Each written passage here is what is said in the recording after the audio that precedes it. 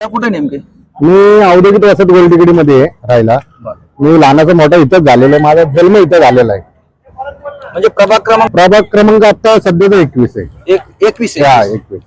प्रभाग क्रमांक 21 मध्ये तुम्ही राहिला आता सध्या. आणि गुलटेकडी मार्केटच्या बाजूलाच हा परिसर आहे. काय अवस्था आहे? तुम्हाला काय वाटतं इथं काय समस्या आहेत नेमक्या?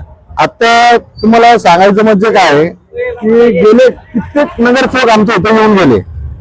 आतापर्यंत आमच्या वस्तीमध्ये जे कचरकुंडी सार्वजनिक शौचालय तिथून पुढे कधीच डांबरी रोड झालेला नाहीये. प्रत्येक वेळेस जे तो नगरसेवक निवडला टिगळ्या लावतो. ड्रेनेज लाईनची खूप मोठी समस्या आहे. त्याच्यामध्ये पाण्याची आहे. पाण्यामध्ये असं प्रश्न असं निर्माण झालाय की गटराचं पाणी येतंय, दूषित पाणी येतं. लाईटची कशी काय समस्या? लाईटचं म्हणजे काय सांगूच नका. ते उत्तर प्रदेशला गेलेलं पत्करतं आम्हाला महाराष्ट्र सोडून.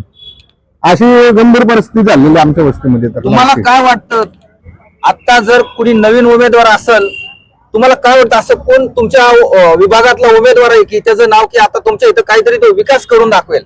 आमच्या वस्तीमध्ये तर आता वस्तीने आम्ही ठरवलंय की वस्तीतलाच आम्हाला नगरसेवक करायचंय. कोण म्हणजे आता आमचे लहानपणापासूनचे जे मित्र आहेत, आता त्यांची इच्छा नव्हती थांबायची, तरी पण त्यांना आम्ही सर्व जणांनी, सर्व मंडळाच्या मुलांनी, सगळ्या महिलांनी आम्ही त्यांना फोर्स केला की ललित भाऊ तुम्ही थांबा, तुम्हीच काहीतरी वस्तीचा इतिहास घडू शकता किंवा वस्तीचा कायापालट करू शकता.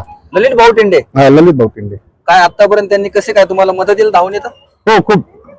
प्रत्येकाच्या अडचणीला, कुणाचं सुख असो, दुःख असो, कुणाचा हॉस्पिटलचा प्रॉब्लेम असू द्या, कुणाचं काही असू द्या, ललित भाऊ अर्ध्या रात्री फोन केल्यानंतर उपस्थित राहतात. नक्कीच.